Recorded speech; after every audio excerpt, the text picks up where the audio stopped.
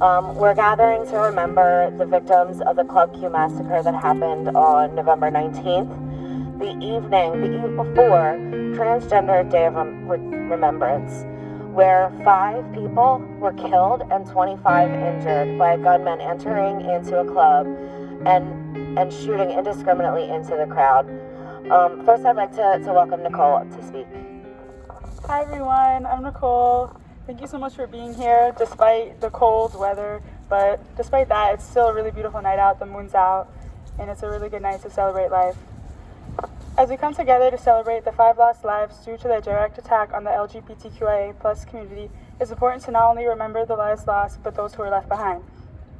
The 25 others who were injured during the massacre, those who remain traumatized from the extreme violence of that day, the family and friends of those whose lives were stolen, the remainder of the queer community who lives in fear of these hate-motivated attacks. We wonder if our safe space will be next. We have to collectively recognize that we're under attack, and it is clear that neither our government nor law enforcement is willing to protect us. We must come together to support each other while we mourn.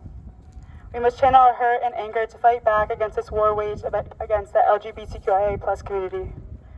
In a system which abandons us in a time of need, we must turn towards each other, towards our community, to pick up the pieces. Thank you all for being here. 2 of the Club Q patrons that helped to stop the attacker were Thomas James and Rich Fierro. Thomas managed to grab hold of the attacker's armored vest and throw them to the ground. From there, Rich grabbed the attacker's pistol and began to beat them with it. Together, these heroes in the crowd managed to stop the hateful person so desperate for a sense of superiority with the very things that they thought would make them invincible. There has been a long-fought battle to make it this far.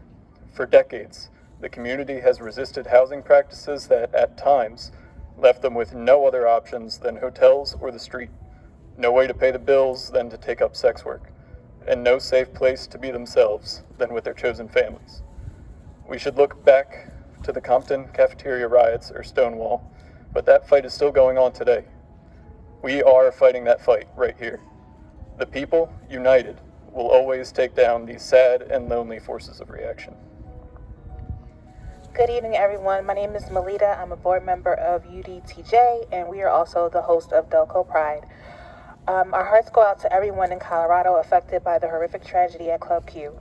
Hate crime in this country is on the rise, and we must take action and do more to protect our vulnerable community members.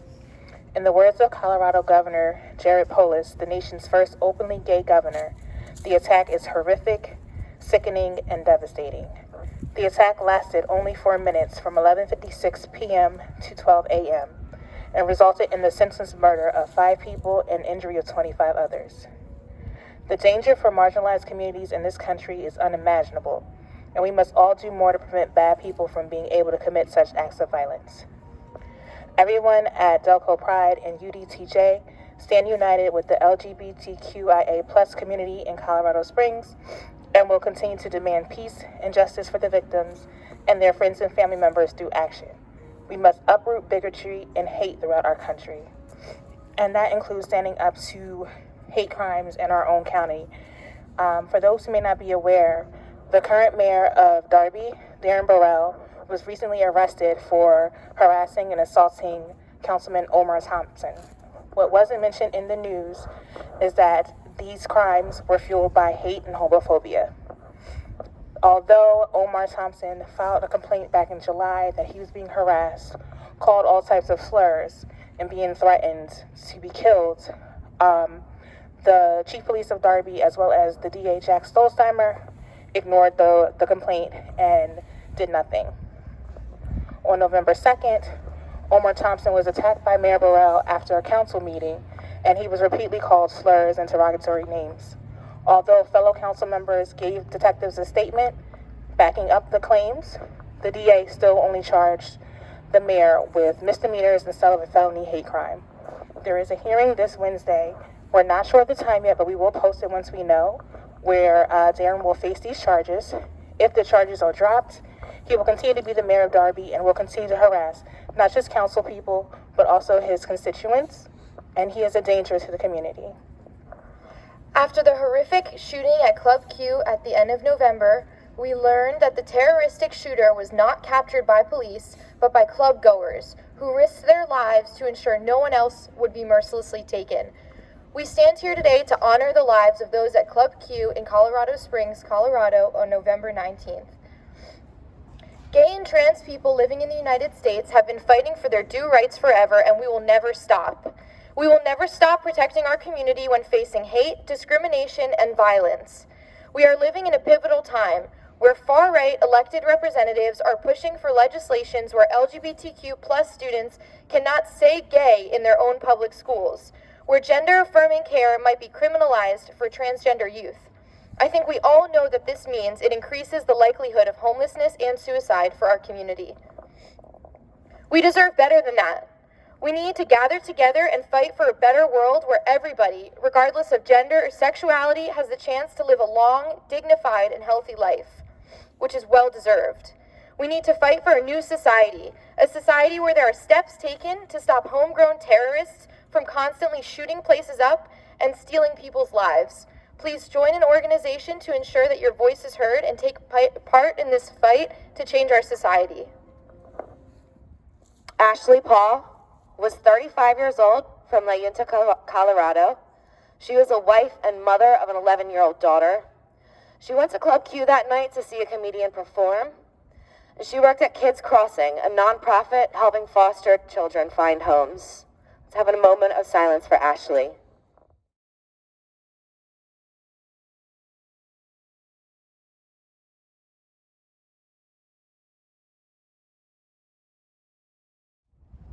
Raymond Green Vance was 22 years old from Colorado Springs, Colorado. He graduated from high school just in 2018. He was at Club Q that night for his first time with his girlfriend to celebrate a friend's birthday party. Raymond had just gotten a job at FedEx and was saving for his first apartment. Let's have a moment of silence for Raymond Green Vance.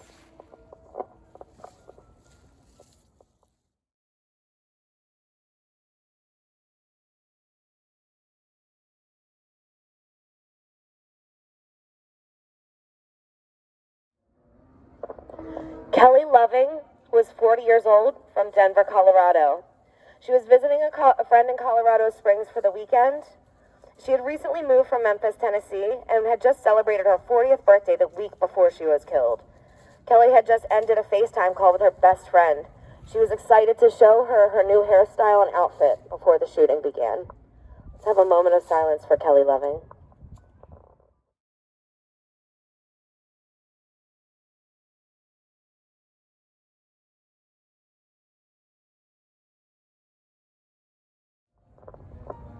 Derek Rump was 38 years old from Colorado Springs, Colorado. He was a bartender at Club Q and was working the night that he was killed.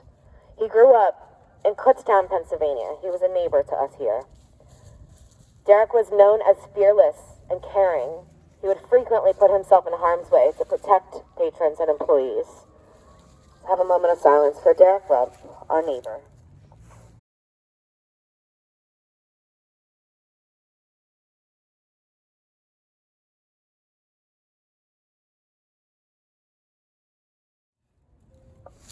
And Daniel Davis Aston was 28 years old from Colorado Springs, Colorado. He grew up in Tulsa, Oklahoma, and moved to Colorado Springs just 2 years ago. He worked as a bartender and entertainer at Club Q. He loved to play pool and sing karaoke. And he just recently moved into a new apartment and purchased a brand new car. Let's have a moment of silence for Daniel Davis Aston.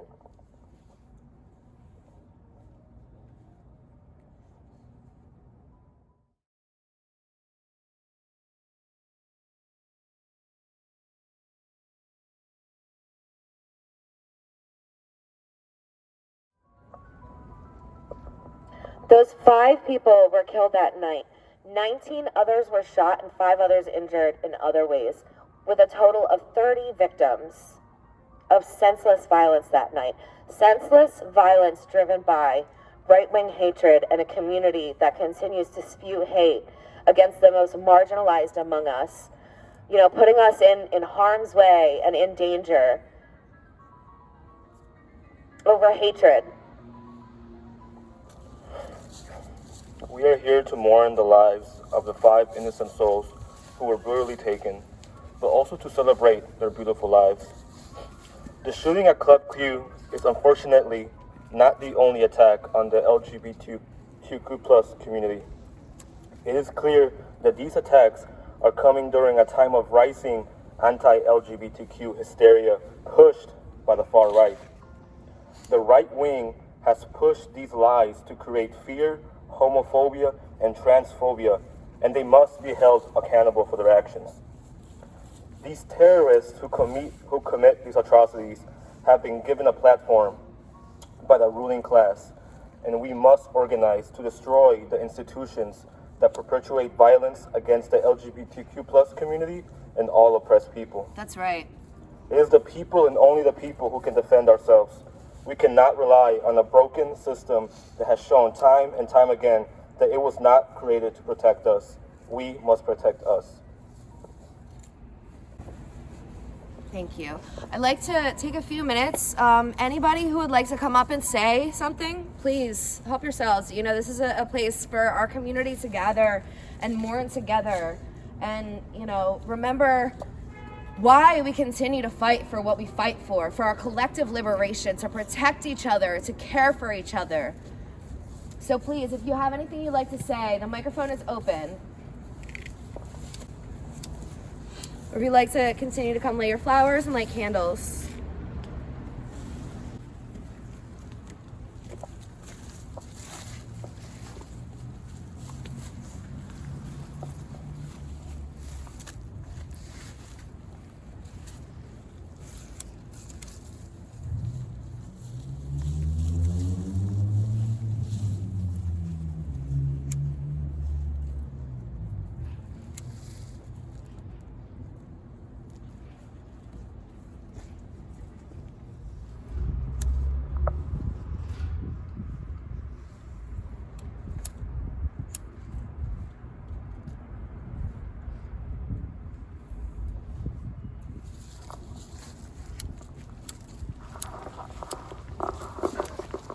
Hello, my name is Tommy.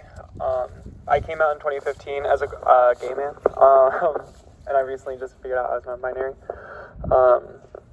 But when I was originally coming out, I was very afraid. I didn't know how my family would react. I understood the role that homophobia has played with families and the fear that we all feel with that. But I found community in others, and we need to remember that it was through community that we've always found our liberation. It was by the action of a member of the community that we were able to stop the assault at the club, and that we have to practice collective action if we ever want to be free as queer people. That's right. Thank you. Shane? Where's Shane?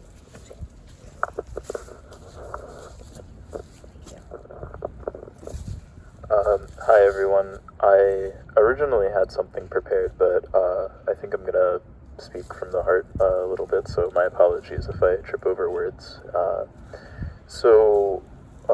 When I first heard the news of the shooting, I felt a wide range of emotions, like I was grief and rage and depression, but something that I didn't feel was shock. And as sad as it is, when I heard the news, I was not really surprised, because we see every day in the media how LGBTQ people are maligned and targeted and attacked. They're smeared as dangerous when in reality that's couldn't be farther from the truth. And what is dangerous is the rhetoric that is being spread about us. And thank you.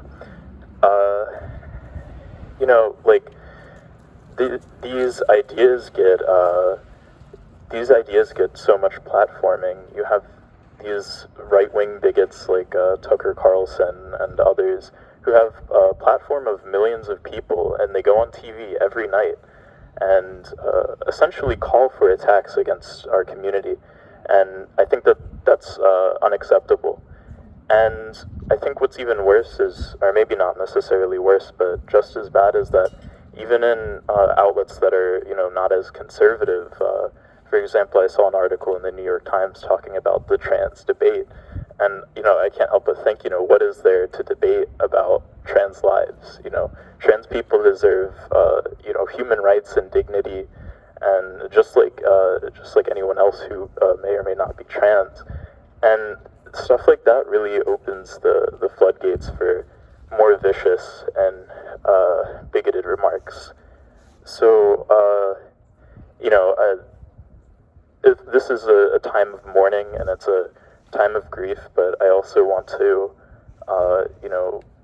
be somewhat encouraging. And I really do think that in order to stop any things like this from happening again, we really need to protect ourselves and defend ourselves by any means necessary. And, that means deplatforming these bigots. And, that's not easy, right? It's very hard. They have a large audience. They get funding from corporations and millions of dollars to spew this rhetoric. But just because it's easy, it doesn't mean it isn't worth doing. It is integral. We need to defend ourselves and also, make sure that these people who are attacking us, whether it be through rhetoric, whether it be through violent action, we need to make sure that they're not able to do that. And, nothing that is worth doing is ever that easy, but I hope that everyone here, can do what they can. Check out the organizations that help put this together. Talk to your friends, to your community. If you have the time, try to get together to organize against this type of hate and rhetoric. And I really do think that if we do stick together, if we do defend ourselves, and we really take these threats seriously and address them and fight back against them, I really do think that we will see a better world, and a world where people can love who they love and be who they are without fear for without fear of anyone hurting them, in our lifetime. So that's all I wanted to say. Thank you. Cool. You're good. Thanks. Hi, everyone. My name is Casey. I wasn't really expecting to get up here and talk, so excuse me if this goes nowhere or if I start crying. I have known who I am for a very long time, and I've been very angry and scared for a long time. Living in this country is not kind to people who don't always fit in everywhere, but it's not tenable for all of us to be feeling like this all the time. Because even though we weren't there in that club with these beautiful people whose lives were lost, we all still feel that pain every day. And we're going to keep carrying it with us every day. And even though we are angry, and we have the right to be angry, and we should be angry, we can't be afraid anymore. We have to be here out in the streets fighting for one another. It's not enough to just have thoughts and prayers for the affected and to pray that maybe, these people will stop what they're doing, because the people who want to kill us, they won't stop until they get what they want. So if what we want is to live happy, long, carefree, and joy-filled lives, we have to get alongside one another and build that world too. Thank you all for being here.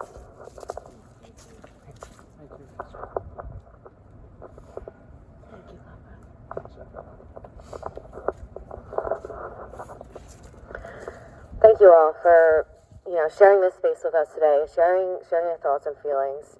I have a prepared thing that I'm going to read, and then I'm also just going to talk a bit. And I'm a long-winded one, so I apologize ahead of time. Over the last year, the far-right's anti-trans offensive has exploded into hundreds of bills and edicts that threaten to banish trans people from public life. While this must be fought against, it's not enough for us to just reverse this wave, because even before these attacks began, the oppression of trans people was intolerable. Only a militant movement with a clear political program for confronting and totally abolishing the material causes of trans oppression is it capable of making the real rallying cry that trans lives matter. This massacre occurred on the eve of Transgender Day of Remembrance, the annual commemoration of those of our community lost to deadly violence throughout the year. Transgender Day of Remembrance often serves as a day to rally and recommit to the defense of trans lives. In recent years, this has meant reactive actions, with civil rights groups challenging already implemented anti-trans laws with lawsuits. But trans lives are under attack, and the strategy is not enough to protect us from the rise in far-right hate crimes. According to one source, there have been 39 known murders of trans people in the United States so far just in 2022. While the majority of them have been trans women of color, there has also been a sharp rise in the murders of transgender men, which parallels the rise in far-right attacks against trans boys and men in recent years. And this list is far from complete. While it documents those violently killed at the hands of bigots, it doesn't include all the trans people killed indirectly by the brutalities of living on the margins of capitalism, or those driven to suicide by the hateful attitudes and policies being pushed by the far right. This murder in absentia is just as deliberate as lynching, the result of a policy of demonization and dehumanization with the goal of eliminating transgender people from U.S. society. That the far right aspires to more violent anti-LGBTQ acts is shown by the rise in just such attacks at events, specifically drag shows, by fascist militia groups, and by references to Nazism and the Holocaust, when LGBTQ people were also killed en masse alongside Jews and other minority groups deemed undesirable. And this is all part of a larger, concerted attack on our basic democratic rights. The right of everyone to participate fully in civil and social life, to have control over our own bodies and agency over our own lives. It's no accident that the attacks on abortion rights and on reproductive health care, the attacks on voting rights, and the attacks on trans people are all coming at the same time. Whipped up into a frenzy by the same right-wing demagogues and bankrolled by the same billionaires. The capitalists know that they are vastly outnumbered by ordinary working people. The single greatest threat to their rule is that we will unite and organize to fight against all forms of bigotry, oppression, and exploitation. Undermining that solidarity by scapegoating and attacking marginalized groups is a divide and rule tactic that has been used over and over again throughout history by the capitalist class and its agents. Despite this wave of hate from the far right, it has struggled to gain wider traction. Republicans spent more than $50 million on ads in the recent midterm elections attacking Democrats for supporting transgender rights. And it didn't pay off at the polls. Because working people care about the material struggles of their daily lives under capitalism and are motivated by efforts to improve them. They are not motivated by being told to be afraid of trans people. We are struggling for the same things as all working class people are. Safe and affordable housing, quality health care, safe living wage jobs with strong union protections against all forms of discrimination, and to live free from the scourge of war. As we fight back against these attacks, we have to understand that full victory won't come in the form of legal protections from only the most explicit forms of hate. Trans people are deeply exploited by the capitalist system, which literally profits off of our increased marginalization. Progressive and incremental reforms can't protect us. They can protect us from that somewhat, but they don't abolish transphobia, and those gains will ultimately become targets for rollbacks by right-wing forces. The real goal for trans people, for all working class and oppressed people, involves replacing the system with one run by and for the working class, a true democracy. A workers' government would put people first, not profits, making it possible to ensure full rights for everyone. But to win a world free from transphobia, homophobia, racism, and sexism, where our lives, our bodies, and our labor will no longer be used or discarded at the whims of private profit, all working people, trans and cisgender alike, must unite and fight side by side against all forms of bigotry, oppression, and exploitation, and ultimately for a socialist system.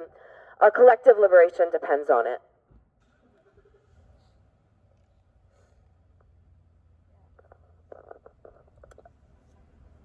So I'm a big fan of drag.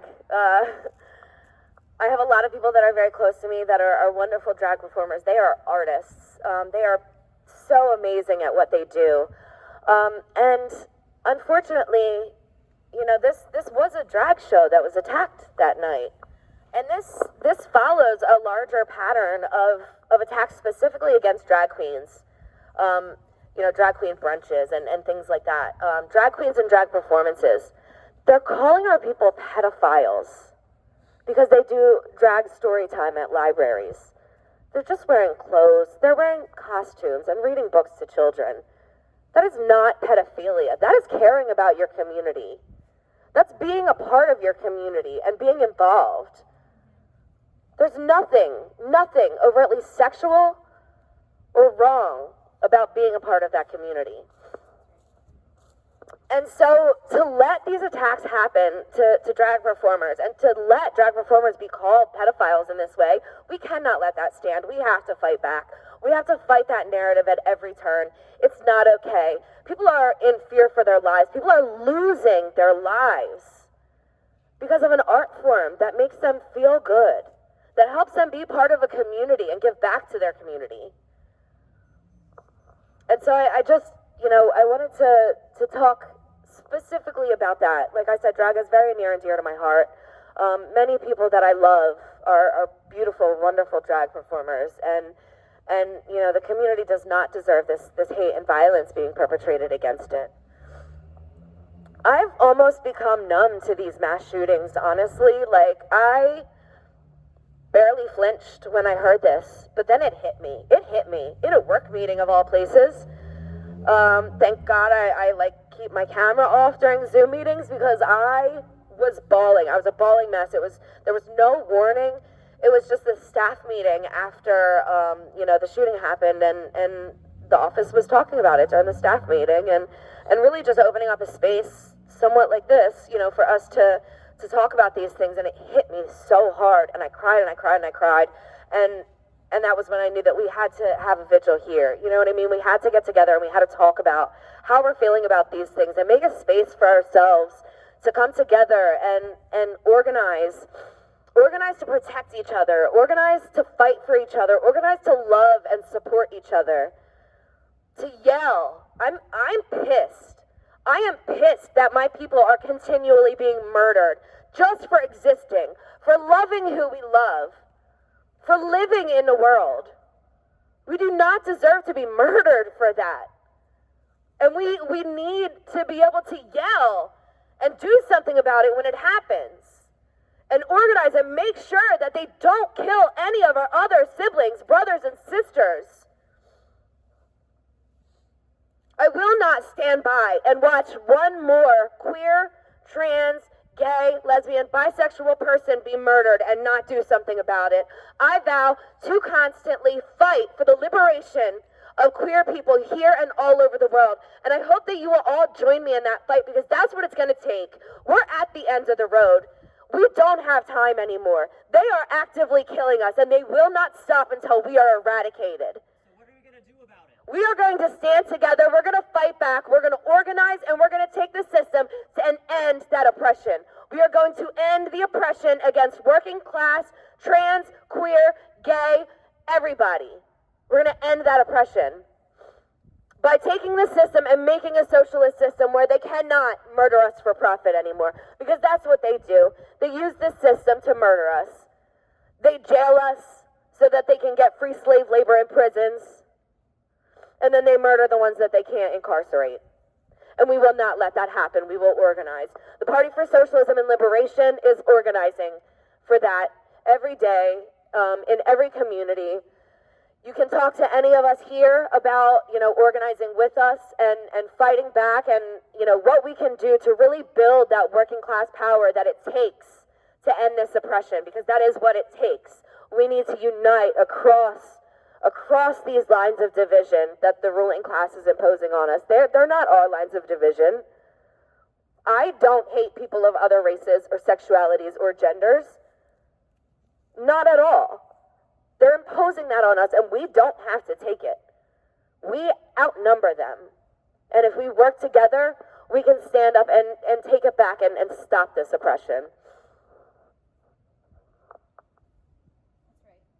Thank you, everybody, for coming out here today and remembering these victims. These are my siblings, my brothers and sisters and siblings in struggle.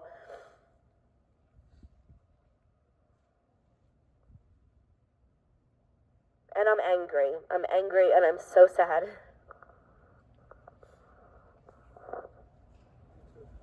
But like, hug your queer loved ones, you know what I mean? And be there for them and protect them. You know what I mean? Make sure that they have safe transportation to and from events. Make sure you check in on them after a night out. Give them rides to and from events. You know what I mean? This is one of the most dangerous things that queer and trans people do, is just go places. It's just to travel in our daily lives. That's one of the most dangerous things that we can do. And if you can, you know, protect a queer person that you love by being there for them, you know, through that, it's just one of the simplest, most easy ways to like help make sure somebody doesn't get murdered. So do that, and hug your loved ones, and fight for queer and working class liberation. Thank you.